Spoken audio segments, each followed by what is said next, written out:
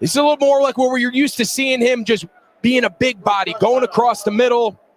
Does a great job catching that ball with his hands. Opposed to catching it with his chest, not hands. Yeah, well, they let him like to trap it against their chest versus go out and attack the ball with your hands. Come on, Frank. You're a former NFL wide receiver. I mean, if you're not using your hands, what are you using? Whatever it takes to catch that ball and hold on to it to get a reception. Okay. So, that's it. Right. Doesn't matter. Doesn't matter. Doesn't matter. Hands, toes, ankle, feet, mask. It doesn't matter. Off another guy's body, off his booty, off the referee's chest.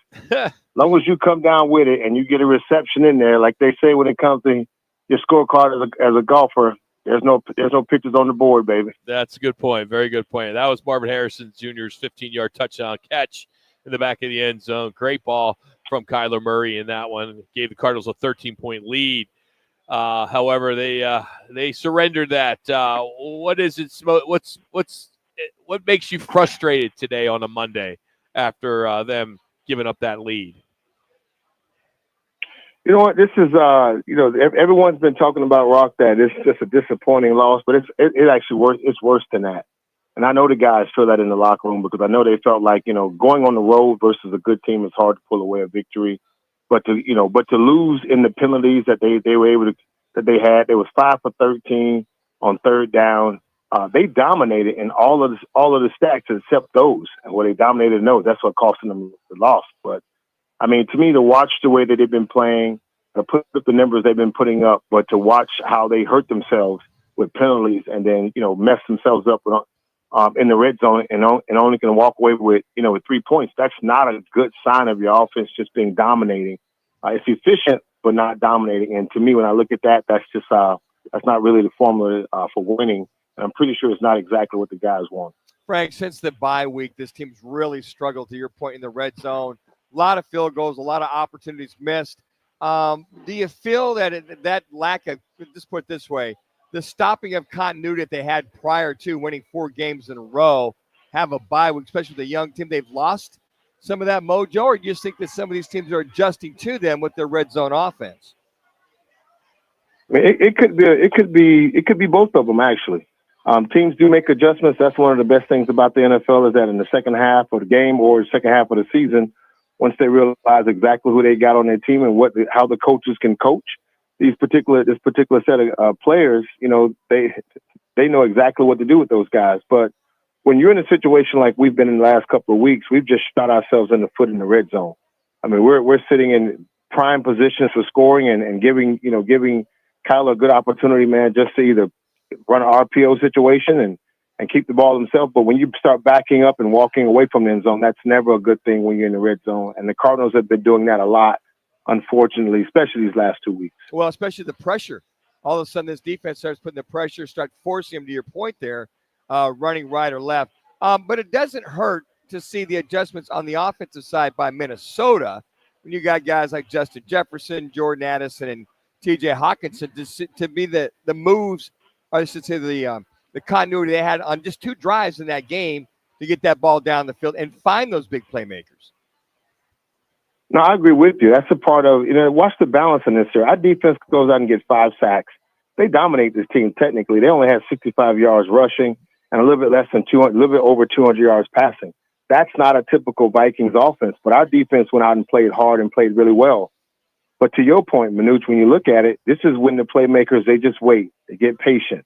They figure something's going to happen. Something's going to break. And then you start seeing guys making a couple of plays here or there, and then that becomes the punch in the stomach, right? Those are the guys that make the plays when you need them to make the plays. And those guys did that. And on the opposite end, our tight end, look at Trey. He's dominating, but no one else is really putting in that same kind of work or creating those same type of numbers that he's been doing the last couple of weeks.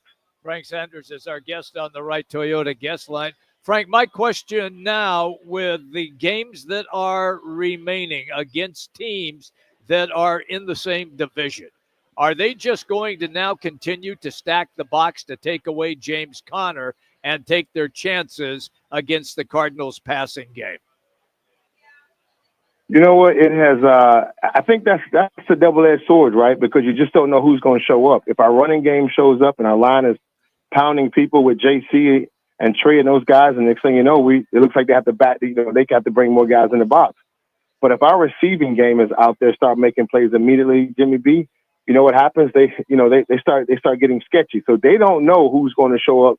Probably like our fan base, we don't know who's going to show up until they show up. But at the end of the day, we're hoping that these next couple of games matter not only to the fans, but it matters to me and Rock and what I said, how many wins they're going to have this year. So come on, Cardinals, we got to get these W's. But Frank, I think you kind of alluded to it, making plays when you have to make plays. It's all well and good being a front runner, but you kind of alluded to it. Minnesota made plays with the big guys when they had to. The Cardinals haven't been making those clutch plays that we saw in that 4-game spread. No, you're absolutely right on that, man. This is one of those things where I don't know if that's just the break and coming back and teams make those adjustments extremely well. But we can be honest with our offense. Our offense is either going to run through our running game or we're going to find plays to get Marvin Harrison in the position to score touchdowns. And if we don't do that, then Trey's going to keep the chains moving. He's going to move the ball like he's been doing, which has been great from a tight end perspective. He hasn't really got in the end zone. No one has gotten in the end zone the last couple of weeks, and that's been the sad point. So we do need guys to make big plays. We haven't been throwing the ball really down the field much. I don't know why that. I still got question marks on that. But again, this team has been effective, and we've been putting up numbers, but we just haven't been scoring minutes. And that in itself cannot win with that formula in the NFL. Then that leads to my next question. Coming up against the Seattle Seahawks, the team that held the Cardinals offense to just 6 points, Frank. And the Seahawks, despite all of the misgivings that they had yesterday in New York against the Jets, still found a way to win. I mean, this is like danger zone. Am I correct in that with Seattle coming in? You're not wrong at looking at it from that perspective. I mean, we also say it's always week to week, and this team just saw each other, right? And so what killed us the last 2 weeks is that Kyler's made untimely interceptions when we really didn't need it. And that in itself kind of really shot our momentum, shot ourselves in the foot. And then it gave the team the momentum to go ahead and take the win without giving us any opportunity. This Seattle Seahawks team coming back in, they want to close the deal with the Cardinals, and they're going to be ready to play. We gave up 6 sacks to them, and that wasn't good. They came out and literally dominated on the offensive side of the ball. I hope that changes, Jimmy B, and I hope the guys come ready to fight. Hey, when's the Iron Ball this year? I missed it this week. Let me tell you something, Rock. Don't try to mess up my Monday, Rock. Don't do that to me. 2.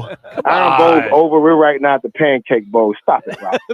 Man, Pancake Bowl. at least you get blown out. I mean, it's like it's all right. Hey, Frank, look at it this way. At least you made a bowl game, okay? At least you made it. Yeah, you got to a bowl game this year, the Iron Bowl. I'm not.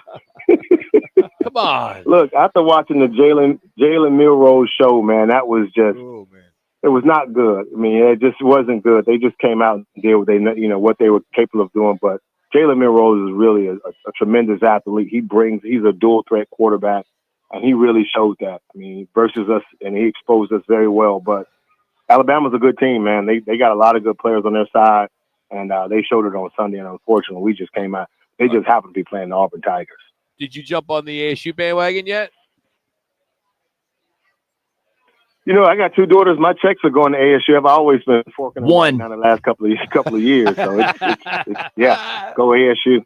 There you go. I love it. Forking out the money. Very politically correct there. Good job, Frank. All right, buddy. You have a good week, man. Don't work too hard.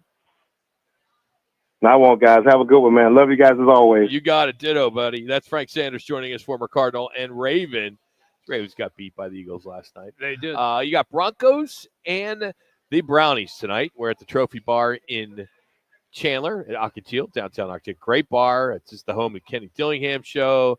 They got a Cardinal show here as well. And, of course, us on Mondays. And good spot. A lot of ASU people in here today, as they are every Monday. They got like a little booster club deal going all the time. So you never know what's coming out of here or what's coming in and out. I don't know. There's just a lot of money over there. So good stuff.